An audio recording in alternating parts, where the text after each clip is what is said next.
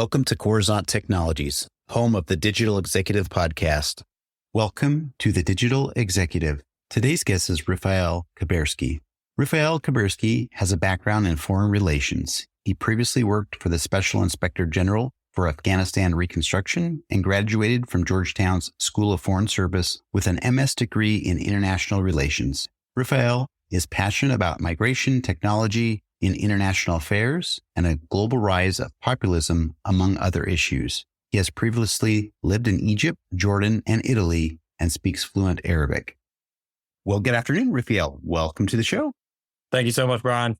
You're very, very welcome. Love doing these podcasts every day, just about. And of course, that's what really gets me jazzed for the day. And it's kind of like my energy drink. So, Refael, let's just jump right into the first question here.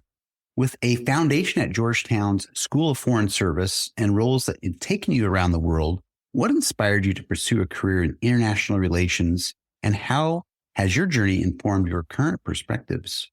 Yeah, so I always was really passionate about foreign affairs. I studied Arabic in undergraduate for my undergraduate degree at the University of Michigan. I traveled a lot for that, and I decided that I wanted to work in the U.S. government. I was very passionate about public policy, and I got my master's at Georgetown, and I ended up working at the Special Inspector General for Afghanistan Reconstruction, and I really enjoyed it. Basically, I was assisting with oversight into all U.S. operations reconstruction operations going into Afghanistan, and one thing that really stood out to me was this idea of government accountability, which is kind of what we were all about. And when thinking about that more, I decided that while I really enjoyed working in government and I really enjoyed the issues that I was working on, I wanted to kind of pivot to documentary filmmaking to really highlight some of the issues that are facing the US and other countries and help kind of educate the public about issues going on. So one of the things that, I was able to do for this documentary that we just released called Allies Left Behind was focused on Afghans who had assisted the United States during the 2-decade presence in Afghanistan, who had essentially been left behind. They were soldiers, they were human rights activists, they were media members, people who worked very closely with the United States, who opposed kind of Taliban rule.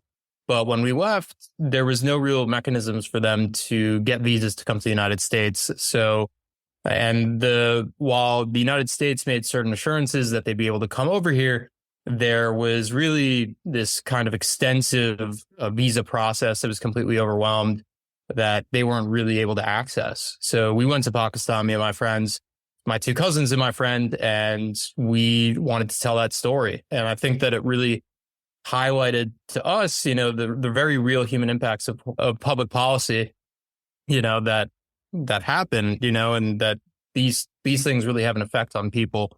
And we were just trying to bring that to the light. So I think that's one of the things that, I've really enjoyed kind of digging deep into throughout, these experiences.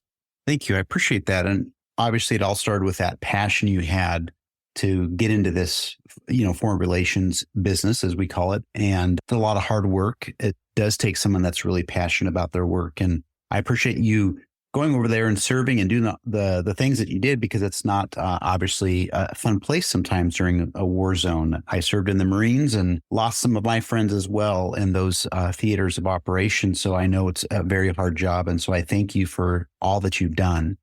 And you bet. Refael, you've expressed a keen interest in how technology impacts international affairs. Can you discuss a particular instance or innovation that exemplifies technology's potential to transform diplomacy or global governance?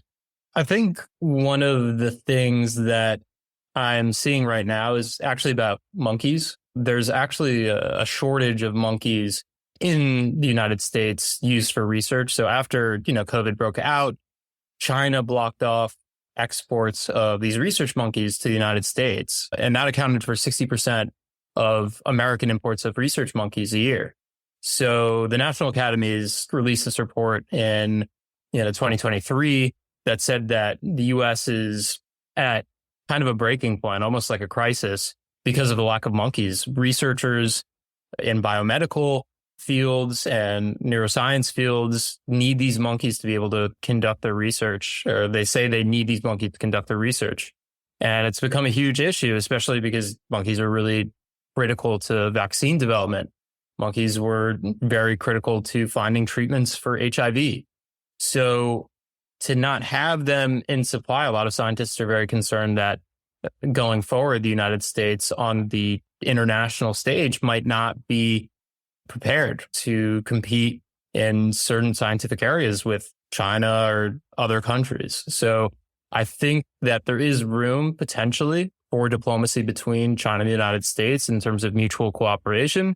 Unfortunately, right now, the dynamics between the two countries isn't so good. The United States has been looking at other options, other countries to try to get these monkeys.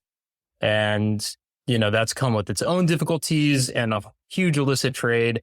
But it's definitely something that I'm keeping my eye out on, and definitely an opportunity, even though it's a crisis, to potentially build, greater relationships with certain countries in Southeast Asia, even in Africa, in order to ensure that the United States has a stable supply.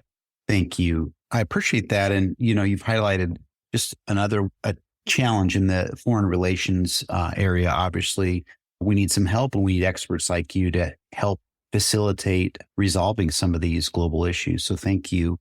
And Refael, what are you currently working on or researching? Are there new areas in international relations or global trends that you find particularly compelling or concerning? I think, right now I'm really focused on the documentary that we released, Afghan Allies Left Behind. It's a crisis of continuing, and it's something that hasn't, stayed in the public domain or the public attention for that long, just considering all that's kind of going on in the world. I think it's important, though, for the public to kind of understand what's going on right now. Pakistan is basically trying to evict, to deport, thousands of Afghans who have found refuge in Pakistan. And, a lot of them are allies. A lot of them were working with the United States, and they are waiting for their visas to be processed. And if they are sent back to Afghanistan, they're going to face imminent threat from the Taliban. They're going to potentially have, their lives at stake. And if the visa process system doesn't speed up, this is going to potentially have impacts for thousands of Afghan allies who are trying to come to the United States. So right now, I've been talking to the people that we've spoken with on the ground over there that we met, who welcomed us into their homes. We're hoping that this documentary really has an impact in spreading the word, and also keeping tabs about, the ongoing developments in Pakistan facing the Afghan community.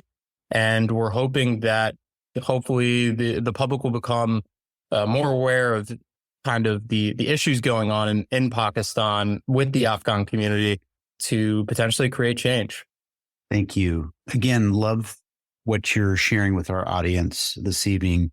If there's concerns, again, highlighting this one in Pakistan and folks that truly need our help, that I guess are hiding out from the Taliban, but are obviously needing some refuge somewhere. So I appreciate that you being on the front lines and bringing this stuff to light. And Refael, last question of the evening. For those working to enter the field of international relations, especially in areas like technology's impact on diplomacy, what advice would you offer based on your own path and experiences? I think it's kind of a double-edged sword, per se. I think that getting a broad experience, if you can, is critical. I think pursuing a foreign language, understanding a foreign culture, really sets you apart in terms of being able to put yourself in different situations and understand how different people around the world think. And I think that's critical to foreign affairs. There's so many resources out there to understand how technology is forming our sphere, essentially. Even if you're just looking at disinformation, and everyone's on Twitter, everyone's on Instagram, but taking the time to think about not just what you're seeing on these platforms, but also how these platforms are recommending information, what kind of information is being recommended to you and your friends, how does that differ? Starting to really analyze all the ways in which, technology is playing a role in terms of feeding us information, shaping our lives, understanding why technology companies are making decisions that they're making. I think starting, obviously there's tons of resources, tons of courses to help illuminate that. But I think one of the very unique things is that we have a great opportunity to, analyze what's going on in front of our eyes. And that's kind of how I got involved in the technology space. I've done a little bit of work on disinformation, and it's been pretty cool. So I think that having that curiosity in the beginning is definitely a great entry path. And then from there, I think so many doors will open. And once you start like getting those insights, I think that it will just be a very natural progression for anybody trying to break into the field. Thank you. That's so helpful. And again, we've got a lot of people in our audience that are very curious, like you, and they have a lot of questions, and they may like to explore this particular career path or get into this type of work. So, Refael, I really do appreciate everything that you've shared tonight, and I look forward to speaking with you real soon. Sounds good. Thank you so much, Brian. I really appreciate it. Bye for now.